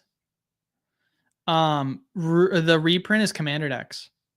There's going to be a huge Bloombro Commander deck reprint happening here soon. We're going to get Lord of the Rings, we're going to get Bloombro, we're going to get Duskmourn, and then we're going to get the starter decks. We're going to get reprints for those. So those are the 4 reprints that are coming. We just had Ixalan, which obviously that crashed heavily. But yeah, Bloombro's next. It's not going to be just play. No collectors as far as I'm aware too. So I don't know what WotC's doing with collectors, but they seem to love reprinting Commander decks over the next 3 to 4 months. Do you guys agree with collectors are investors and vice versa? Both parties have vested interest in the value of their cards, whether they're collecting for the hobby or trying to make money. Sure. I mean, I don't know. Would you collect something that had no value? Look, I really don't care, but yeah, I mean, I would say collectors aren't investors if they're. It all depends on your mindset. Like if you're buying something with the intent of like believing that item or that card is going to rise in value in the future and you're going to be able to capitalize on that margin and make a profit, you're an investor, right? If you're literally just buying something because you think it's shiny, you like it, you put it in a binder, and it just happens to be worth more over time, I don't really consider that investing or flipping. It's just like, oh, it just happened. But like, it's all about the mindset I think that you go into this with. Yeah. And I mean, I think that you can easily make an argument that a lot of collectors start off as just collectors, but then turn into collectors/investors because something happened with their collection where they all of a sudden started making a ton of money on accident. And then it got them into the investment game where before, rather than buying one booster box that they wanted to sit on for their collection, they now decided to buy 2 or 3 because, hey, I remember last time I did that, I made a good amount of, return value on that booster box that I was just sitting on, kind of changes a lot of the mindset.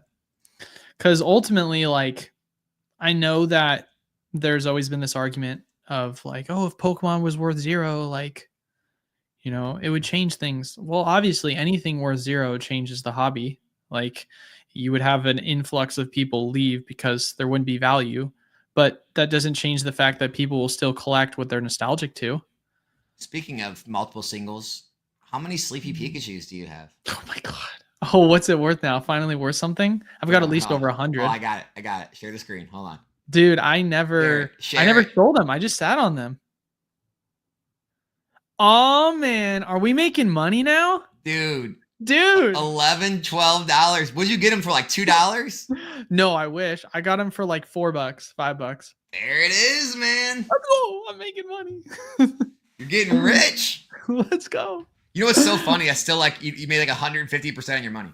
Hell yeah. I just remember I think I can't remember if he was in the chat or if I had him on stream, but he was on stream. It was Mason. Mason was the one who mentioned it. Yeah, we talked about that. Shout out to Mason, man. That's so funny, dude. Yeah, that's you know what else is really funny? Hold on. Wait, I got one more. I got one more to bring up. Hold on. I love it. Let's see it. Because this is speaking of Mason. All right. So at Collecticon. All right, let me share it.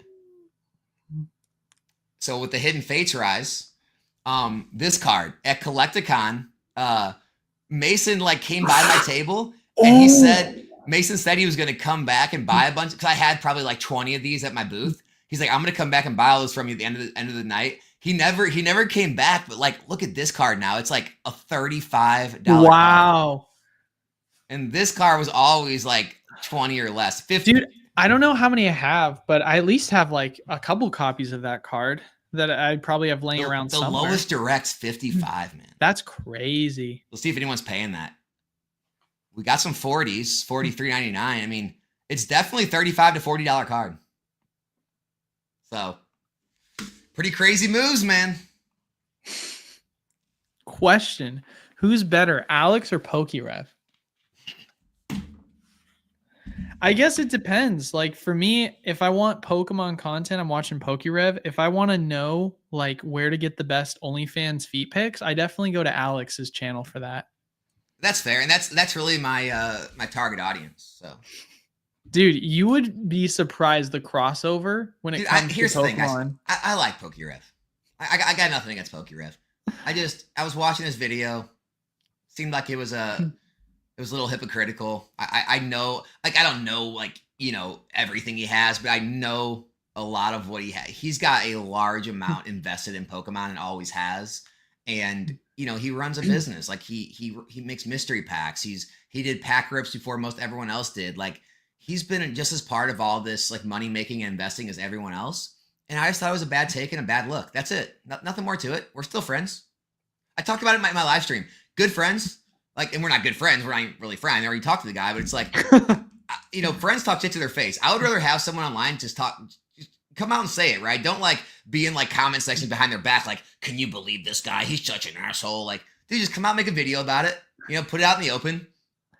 I'd love to have him on the stream anytime. He said he wanted to talk. I'd like, dude, I'd love to have him on, but it's like, it wasn't like to be, you know, a dick to him or make him look bad. It was just like, dude, think about this a little more. Like, why are you saying this is wrong? You do the same thing. What's going on? It's that simple. Just say it, man. You hate the guy. You don't gotta just try and cover it up, bro. I got nothing against Rev. I think Rev's great for the community, man. No, Rev, I enjoy Rev. I mean, I'm not into his like how do I want to say this? His energy of his videos is not my type of video to watch, but I think that what he's doing overall for the community is very healthy. It's very good for the community, and he's got a lot of good intentions, and he seems like a very genuine, down-to-earth guy with the best of intentions. He's not like I don't think he's an evil, like cruel, motivated individual.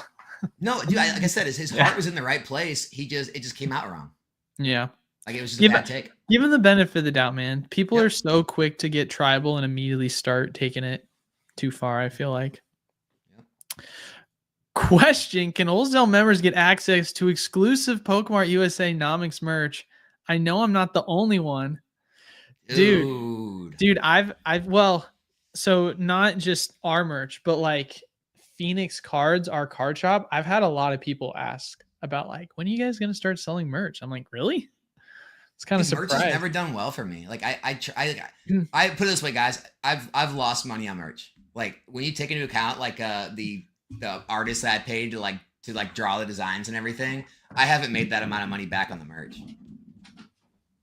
So I mean, like my logo tees, like I made those myself, the logos, but like the ones I had drawn, like the Cabalin and the Cabal shirt and like the knockout punch, like all those I had like made on Fiverr, and the amount of money I paid to have those drawn, I haven't made that much back on t-shirt profits. So it's a losing venture. It was more for fun, but like I'm also probably not going to keep making more if I'm going to lose money every single time I do it.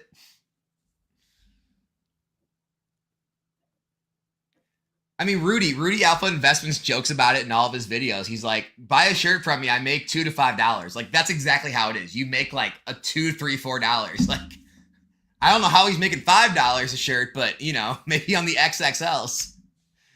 It is what it is.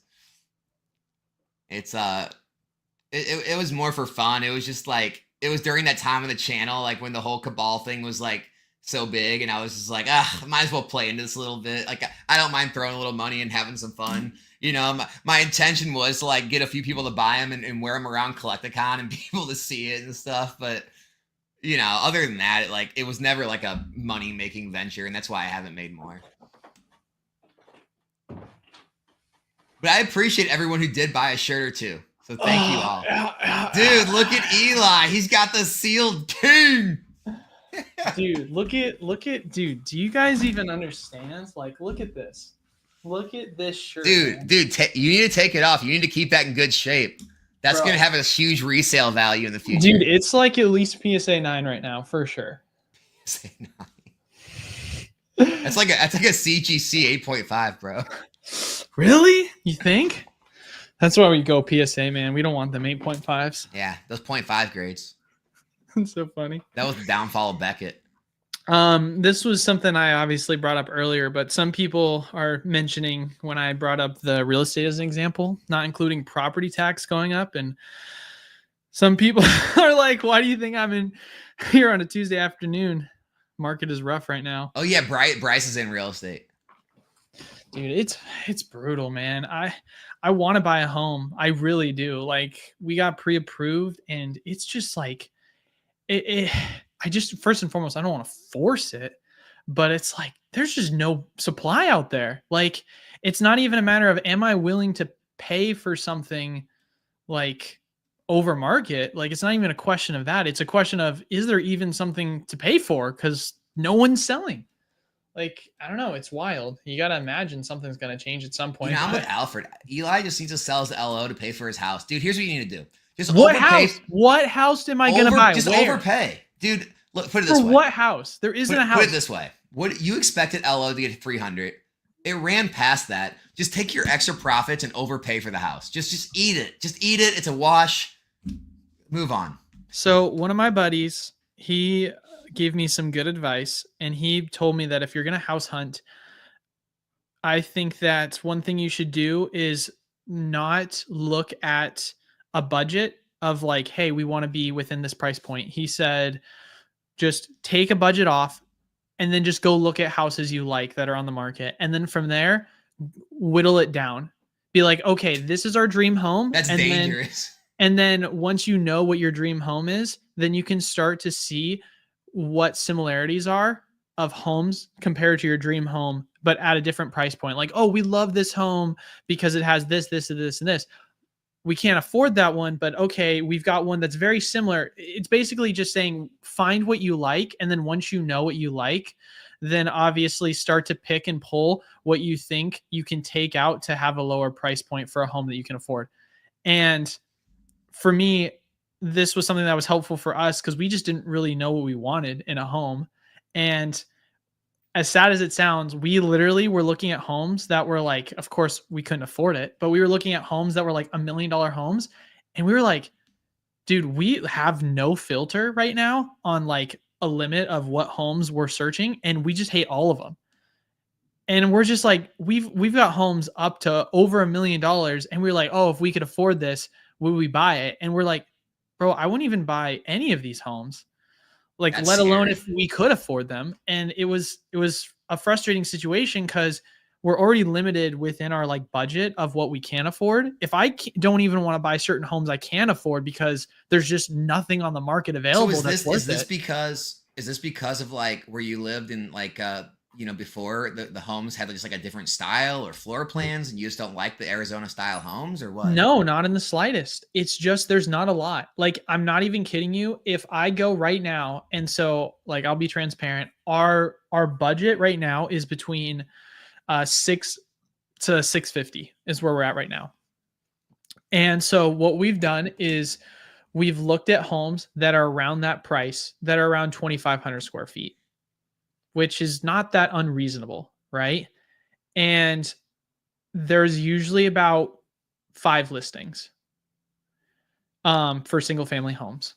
Technically 10 listings, but those 10 listing homes are the other 5 you might as well not even like just pay any attention to it. You've got 3 different types of homes in the market right now. You've got homes that are actually like affordably priced. They come on the market, they last 2 weeks. They're just gone. You just are basically bidding and it ends up selling over market. You've got a home that is just complete garbage that has like some weird wonky layout and no one wants to buy it because the home itself was just poorly built and it just sits there forever and no one ever wants to purchase it. Or you have these other individuals that come onto the market. This happened quite common where you had a lot of Californians come into a market that they didn't understand, overpaid for the home, are trying to sell it for more than what it's worth, or just individuals that are out of touch with the market. And then from there, you have to wait a year before they can finally come down to reality on what the price is actually worth. I mean, the amount of homes I've seen that have been sitting on the market for over a year that started off 100 grand plus what they're now selling for finally. But it's annoying because you can sit here and say, oh yeah, this home is going to sell for way less than what it's actually worth. But you're not going to negotiate someone who's smoking crack. Like, it's going to take it's going to take 6 months before they finally realize that, hey, maybe I should lay off the pipe. Like, dude, it's not that easy to do. So I spent all Saturday negotiating with someone smoking crack and we got nowhere. Dude, he ain't lying. Dude, it's horrible. Like, it's horrible. And it's funny too, because I'll go and like look at homes and I'll be like, oh, this home's way overpriced. If it was worth X amount, I would have purchased it. And then 6 months later, it'll sell for X amount after they drop the price by like 50 grand. But it's annoying because I'm not going to sit around for 6 months and just wait for that one home unless I love that home so much, right? Because the seller decided to finally get realistic. It's brutal. Those are your 3 homes right now in the market. The ones that sell above market because it's a feeding frenzy, the ones that just aren't going to sell because they're terrible builds, or the ones that are out, overpriced and you have to wait before finally they come back down to reality because everyone is trying to oversell what their home's actually really worth. So just build a house out of your Pokemon product, dude. Just have your LO room, your ST room. Dude, I'm still sitting on a lot of those Battle Academies, dude. Honestly, not the Battle worst Academy, idea. there it is. Dude, Battle Academy Castle. You remember the video that I made on that with the Battle Academy Castle, and I had my editor take your video that you made of your short with your. I have the own beginning of my own Battle Academy Castle starting. Oh yeah. What do you do with these things, like, dude? At this point, you just break them down and sell the ball? My wife is so over it at this point because at first do you break them down. What do you do? So we, if you spend $20 in the shop, we give you a Battle Academy for free, and it's gotten to the point now where we literally are just like not having enough recurring customers that want Battle Academies. And so my wife is like, just give them away to anyone who walks in the door. I don't care. You're literally just giving them away. We're just giving them away. I mean, which is annoying because like MSRP, they are like worth $25. Like, there is value to them. It's just the problem is there's just not a market for it. Right. It's like, it's really good for like families that want to learn how to play the game with their kids. It's fantastic. Right. But past that, like, once you've learned how to play the game, then it's like, I'm going to go build my own. Hold on a second. Wait a second. Wait.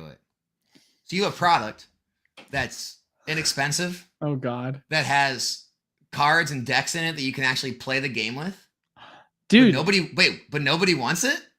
Dude, No, say it ain't so, Eli. Oh, say God. it ain't so. Dude. That destroys the entire scalper price gouging logic. If they can create products like theme decks and battle academies that anyone can buy for cheap, and you can play the game and you can collect the cards, but they're cheap and no one wants them, what are we doing here? What are we doing? Who knows, man? It's crazy. That's a great idea. The next time I have someone complain about like all this stuff, I'm just gonna be like, hey man, here, I got a battle academy for you. You say you couldn't afford Pokemon. I got one. I got one.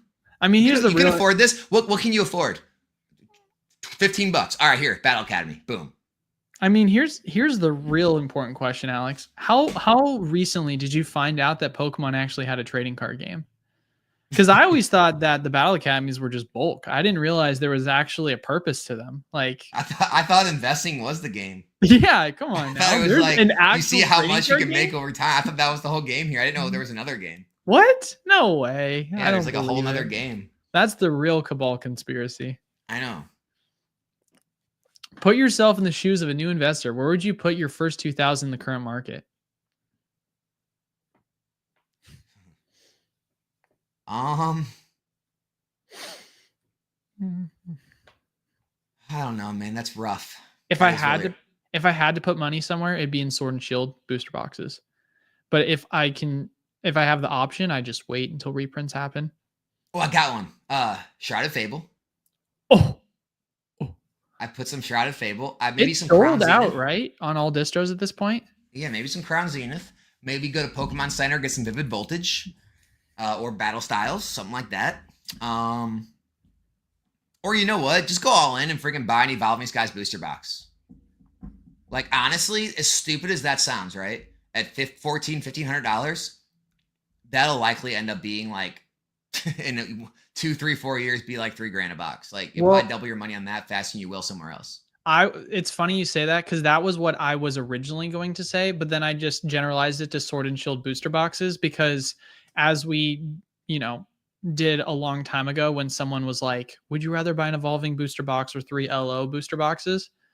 Like, you can't really go wrong if you decide that instead of getting an LO, or evolving, you go get 3 or 4 LOs.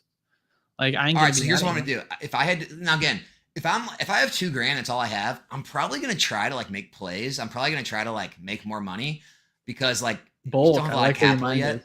But if you're like, you don't have time to do all that and you have a life and you just want to like invest, we'll see how this ages. I'm going to say a case of Shrouded Fable ETBs, an Evolving Skies box, and with money you have left over, I don't know, like a Vivid Voltage booster box. There's my $2,000. Did you just say a Vivid Voltage booster box? Alex, my $2,000. I got so much crap for Vivid Voltage booster boxes. Yeah, and now you're on board? It's already in like the 160, 170 range. You can still get it on Pokemon Center for 143. So you're already buying in at a price. You're already in the money already. And it's probably, I think all these boxes are going to run to 200 plus. So I think you're going to make a pretty easy, like 30+%, 40+% gain this year on that. Evolving Skies is always going to be like, it's got the Umbreon, which is like the best card in modern times, one of the best cards in the entire hobby at this time. And then Shrouded Fable, I think, is just so undervalued. And with every other set rising in Scarlet and Violet, it's probably going to end up rising too. I think if those go to $60 in ETB and you can buy a case for like $350, I mean, you're talking about like an 80-90% growth there. I like all those. Are there better plays out there? Will there? Of course. But I think all those plays are as crazy as this sounds, relatively safe. I ain't mad at Sword and Shield. That's all I'm saying. We'll see. That's what I would legitimately do if I had $2,000 and no time. I would probably just buy like those 3 things. Dude, someone said that I give them the vibes that I like homes that look like they're made from shipping containers.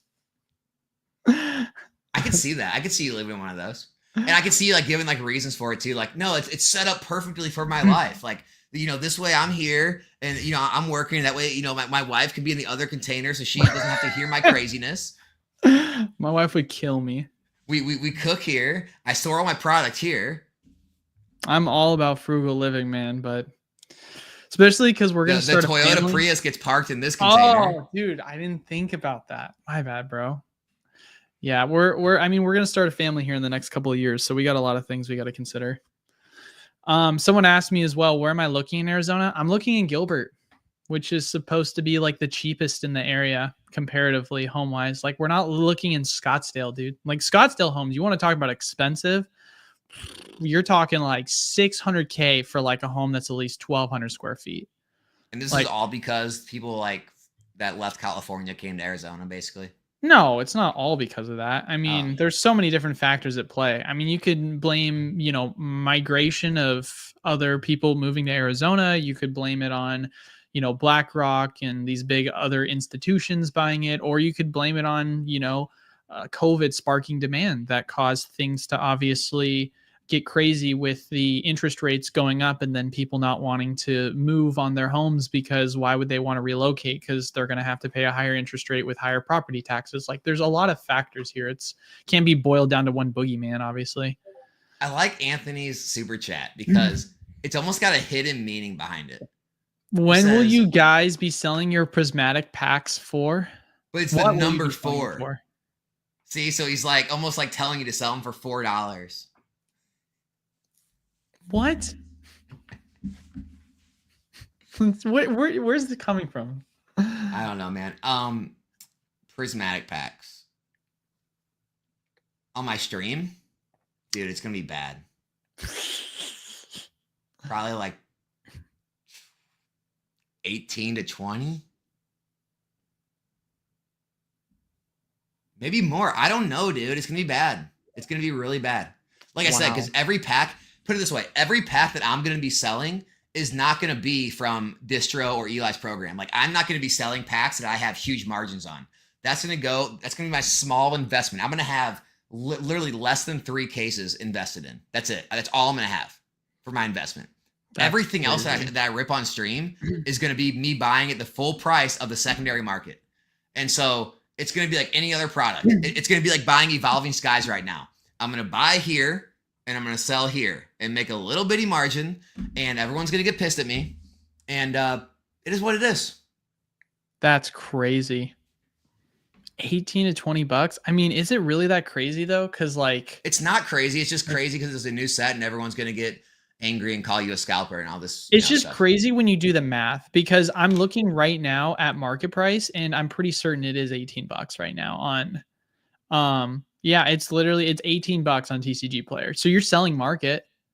You say it's bad, but you're selling at market. No, for sure. That's why I'm saying I keep everything fair. Like I'm very fair with my stuff.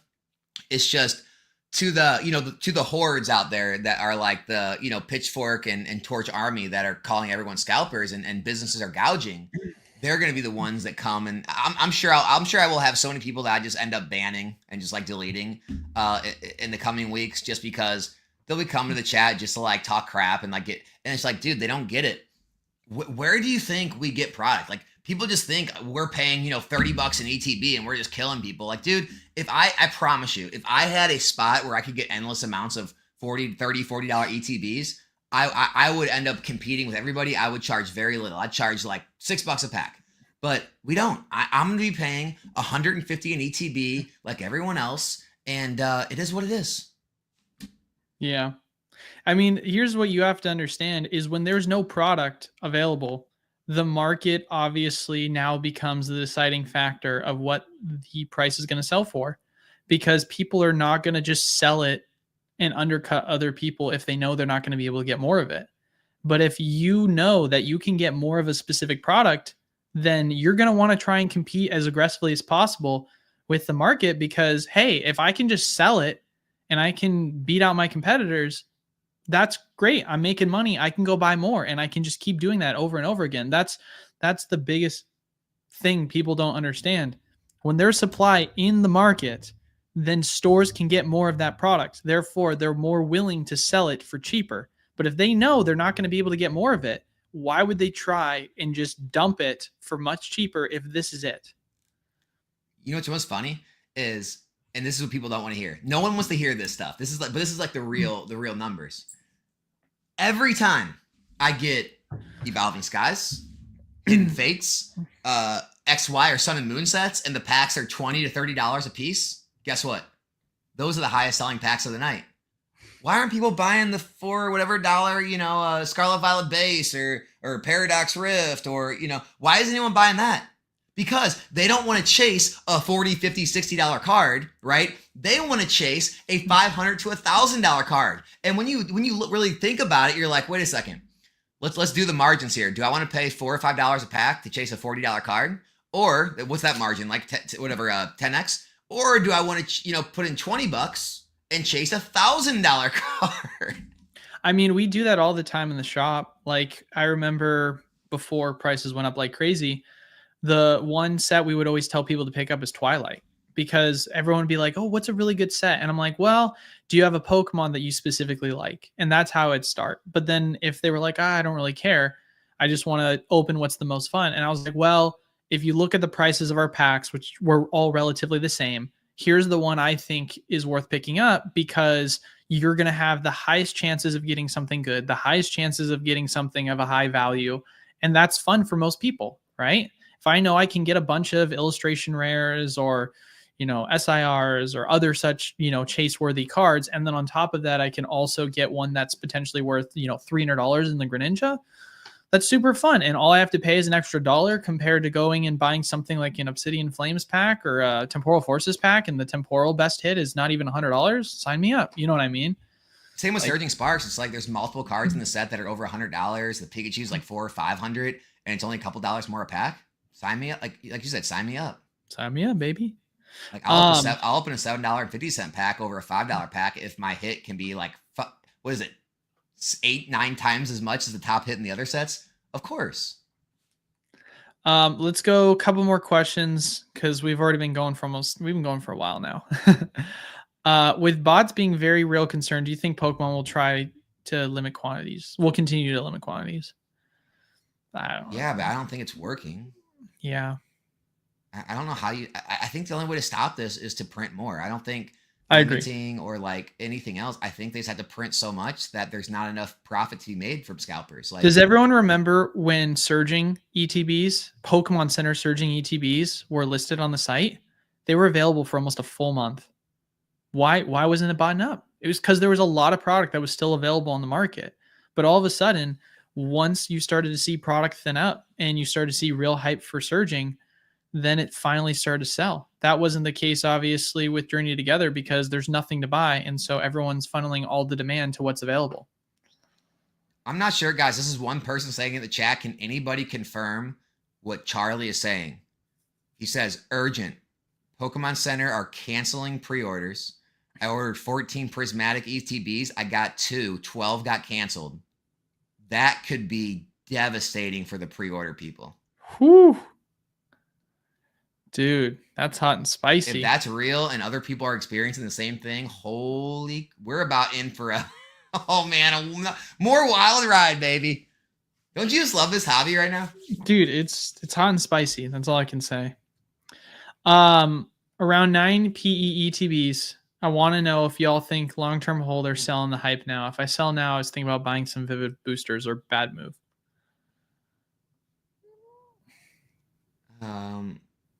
Dude, I hate when people say PE now, because I'm like, I assume he means Prismatic Evolution, but then I think Paldea evolved. I'm just gonna give you my same answer as always. Sell some, keep some. I would sell some and keep some. Do I have any numbers for the new Fab set? Yes, I do. I can't remember how much we got exactly, but I'll obviously be making an announcement or be allocating that soon.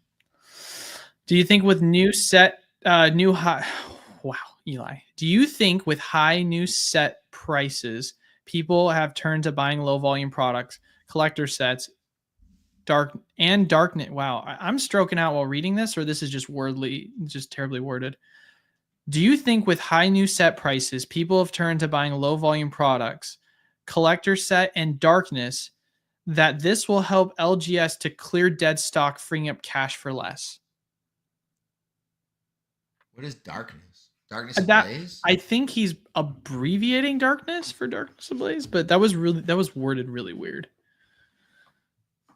I mean, I know distros are freeing up cash. Like they're selling anything and everything. I mean, I'm buying freaking. I just bought some Dragonite, some like Dragonite Pokemon Go boxes from my distributor today. Like, I am scraping the actual bottom of the barrel at this point. Like there are a handful of items left that are even available. And of those items, there's even less with actual booster packs in them. They're that aren't just like battle decks, theme decks, or battle academies. And so, yeah, man, I think stores are probably going through the same thing where people are just like buying any last thing they have that has booster packs and things because, you know, they're looking for anything to buy and collect. 100%. Why are some distros showing Bloomberg Commander decks in stock while others are still on back order? It's because they just started to come in stock. And certain distros got them earlier before others. That's simple as that. Our distro 2 just got their order of Bloomburrow in this week, and it's going to begin shipping out here shortly in the program. And our other distro will probably get theirs in either end of this week or going into next week, if I were to guess. Last question here. I know we might as well be talking about 2030 at this point, but what is a good entry point for Team Rocket for pre-order? Why we got Crystal Ball up? Maybe that's not the last question. What do you mean? What's a good entry MSRP? Point? Yeah, MSRP. There you go. I can't answer that. I have absolutely no clue how to answer. I think that. MSRP is going to be a deal. Yeah, because I don't even know what the market is for it. Doesn't matter. It's Team Rocket. Yeah, exactly my point. Exactly my point. I don't know what the market is for it, so I don't know what a good entry point is because I don't know what it's going to pre-sell for. Yeah. Oh my goodness. Here. This will be the last one. As an investor in Pokemon cards, how can you enjoy this market you don't plan on selling soon? Entry point into products are horrible, and you're sitting on your hands idle. How can you enjoy this market? Yeah, like, you know, I talked about this in a video like not too long ago, whereas, you know, wealth is actually made during the downtime, during the stagnant times. It's just 100%. realized during a bull market. And so like, yeah, during bull markets for investors, there's really not a lot to do. It's kind of boring. You just kind of sit back, you watch everything go up, you give yourself a pat on the back. Maybe once you feel like it's topping out or you're starting to, you've made the gains you want to see, you start moving things. So that gives you something to do. Like you transfer to a seller. But yeah, man, like if you're looking for like things to buy in terms of being active, it gets a lot harder. Like I just said, dig through, go back and look through maybe late or earlier release sets. You know, like I said, the Vivid Voltages, look at lower performers like the Shrouded Fables. If you're, I don't know if you're into singles or not, start digging through the sets and look at some of the forgotten singles. Find sets that have risen recently that you've seen the boxes and the sealed product risen, but some of the main singles haven't moved. One of the big ones, like, we can pull up one more card. Well, this is one of the big ones I've been looking at, but if you look at the at Celebrations, right? So Celebrations has just made a big move, and one of not a huge move. The ETBs and stuff have been risen, but the Gold Star Umbreon is now a $50 card. Lowest list is $48.88, and they've been selling $45 to $48, and that card was literally like a $15 card a couple months ago. And so go back and dig through some of these older sets that are starting to rise and see if some of the singles are being forgotten, and those may be the things to move into. So that's some of the things you can do when all the new booster boxes seem overpriced and there's no plays, is just kind of start getting creative with it. Yeah, no, I think honestly that's a really good point, because have you ever heard the saying, I'd rather be a dumb bull than a smart bear? I haven't, but I have heard something similar to where it's like, bears sound smart, but bulls make money.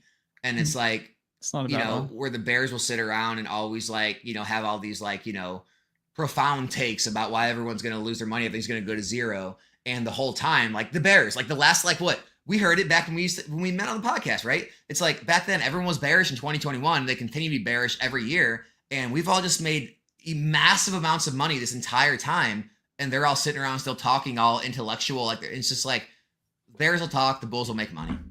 100%. Dude, okay.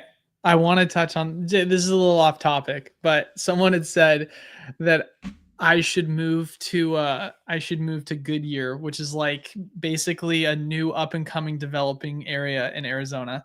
Goodyear, like the company? That's the name of the Are area. they creating their own town? I know, right? Are you just gonna have the Goodyear blimp flying around it all the time? Dude. But like, I don't know. This is kind of a random topic that I thought of. But first and foremost, our store's in Phoenix, so that wouldn't even make sense. I'm not driving an hour plus just to get to the shop. But second off, one of the things that has always kind of irritated me, like I'm a fan of Dave Ramsey and a lot of the principles he teaches with people getting out of debt. But I don't know about you, but how often do you hear people talking about like, well, if you can't afford where you live, go live somewhere else you can afford? Have you heard that a lot? I don't know how often you hear that, but Dave Ramsey talks about that a lot on his videos, and it kind of aggravates me sometimes.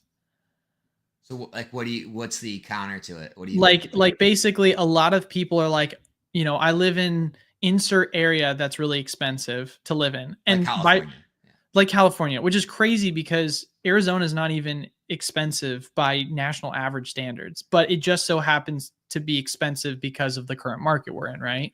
I mean, you look at homes in Arizona, before 2020, it was ridiculous. It was like average household price was like 200 grand for a home, and now it's 450. Like it's insane how much it's boomed. So yeah, I mean, I get where he's coming from to an extent. Like, I don't know, like New York City, like there'll be someone like living in, well, I work in New York City, so I have to have an apartment in Manhattan. It's just like, no, many people live in New Jersey and drive into work every day. Like, so I get like that in terms of like that, like you don't have to always, but like, yeah, some of the times it's a little ridiculous. Yeah, like obviously I'm not living in Scottsdale area where we're talking like $1 million plus homes, but like, middle family, like raising family neighborhood known as being one of the safest cities in the country was affordable.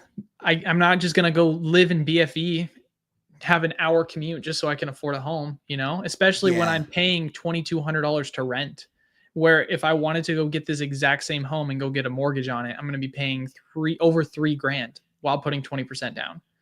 It's just too expensive to own compared to rent right now. I don't know. It sucks. What's really funny is me and my wife like sort of did that, like not crazy, but like where we live, we moved about 30-40 minutes out, and because we were able to build like a awesome brand new house, and it was like way cheaper than where we could have like bought where we were, and then what happened is everyone had the idea, and it got really built up where we were at, and taxes like went up. Taxes doubled in 4 years. Oh, so in 4 years, our taxes we were paying when we bought the house were for double. like property tax, and all the houses were expensive, and we're just like, all right, you know what? We'll just sell it and move back closer because now it's the same price. That's crazy. So it's like then you end up with that sort of like problem. Like if you do move out of ways, trying to like escape some of that, like you're already having to now deal with a longer commute and not being like as close to the people that you're normally around. And then all of a sudden it like all the madness comes out to you and you're screwed anyway. So I don't know, man. It could be better. It might not be. I don't know about all that. Well, I mean, just factoring in that we have the store, it's kind of out of the question. It's a matter of, hey, can we be within at least a 20 to 25 minute commute to work? That's kind of I wouldn't want to be too far away from a store if I owned one. Yeah, that's literally what our like range is as far as where we're looking. Like it doesn't have to. If something goes wrong, you got to be there. Yeah, it doesn't have to be in Gilbert. Like we've looked at Chandler, we've looked at east of Gilbert, like farther away in like the more developing area. We've looked at like other portional areas that are quote unquote cheaper. It's all the same problem. It's annoying. It is what it is to say, but we're kind of getting off topic. Use those LO and Sleepy Pikachu gains. Pay for it, brother. Yeah, pay for an overpriced house that you don't even want, but you just want to own a home. Yeah. Hey man, if I could find the home that I'd love, then that might change it. But I've been looking the past 6 months and I haven't found anything so far. So just gotta pray it comes on the market. Sign another year lease and kick the can down the road, man. It's basically what we've been doing, and then prices just keep going up. But anyway, we're getting off topic here. Want to thank you guys all so much for stopping by. Alex, got anything you want to say to the people before we close on up here? Yeah, man, guys, let's try to if you're out in the community and you're dealing with others out there, let's try to get down the anger with all the investor, scalper, collector, business, all that stuff. Like, if we're gonna be angry at somebody, be angry at Pokemon for not printing enough. Don't be angry at everybody else. Big facts. Big facts. But make sure to leave a like, comment down below, guys, and subscribe. Really helps out the channel. And then obviously check out Alex's channel. Links down in the description below for that. And then we'll try and keep you guys posted, obviously, if we ever get any more spots for the program. But that is it, ladies and gentlemen. Thank you all so much for watching. We'll see you all next week. Peace.